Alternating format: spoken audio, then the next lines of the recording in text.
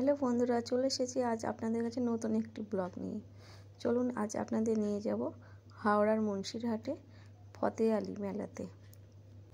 এই মেলার সঙ্গী হিসাবে আছে আমার স্বামী, আমার মেয়ে। চলুন আজ এই মেলা সম্বন্ধে আপনাদের কিছু গল্প শোনাই।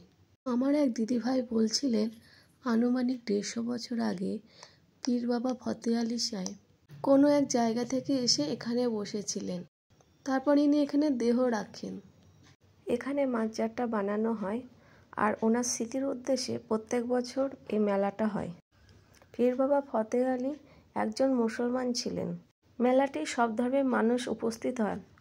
এখানে আমরা সবাই মনস্কামনা পূর্ণ হলে পীর বাবার কাছে ধূপ, বাতাসা, ঘোড়া চড়াই। পাশের একটি পুকুর আছে, মনস্কামনা পূর্ণ হলে সেখানে স্নান করে পীর বাবার মাজারে চাদর চড়ানো হয়।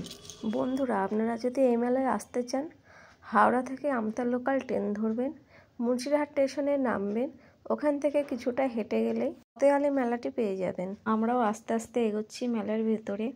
আমরা একটু বেলা থাকতেই গিয়েছিলাম।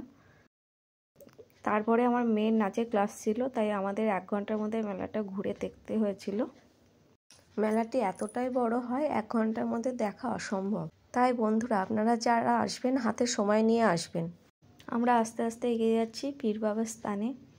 এই যে অনেক দোকান বসেছে, দেখুন বন্ধুরা কত দোকান বসেছে। চলুন আরও সামনের দিকে এগিয়ে যাই। ইতিমধ্যে আমরা পীর বাবার স্থানে চলে এসেছি। এই যে দেখতে পাচ্ছেন বন্ধুরা, মাজারটি দর্শন করতে পারছেন, পীর বাবার স্থান ফতে আলী বাবার। আমরা মাঠের মধ্যে চলে এসেছি। মেয়েকে নাগরদোলাগুলি দেখাচ্ছিলাম, ও দেখে খুব খুশি হচ্ছিল। বন্ধুরা, আপনারা কি নাগরদোলা চড়তে ভালোবাসেন? ভালোবাসলে কমেন্টে জানাবেন।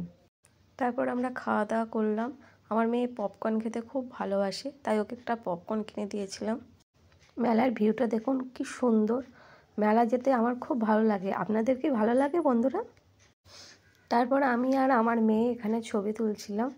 এই যে একটা বড় নাগরদোলা দেখতে পাচ্ছেন। চলুন আজ ফিরে যাই আবার মেলা থেকে। আবার চলে আসবো নতুন একটি ব্লগ নিয়ে। ততক্ষণ আপনারা সুস্থ থাকবেন, ভালো থাকবেন, সাবধানে থাকবেন। ভিডিওটি ভালো লাগলে লাইক করবেন, শেয়ার করবেন, ফলো করবেন। টাটা বন্ধুরা।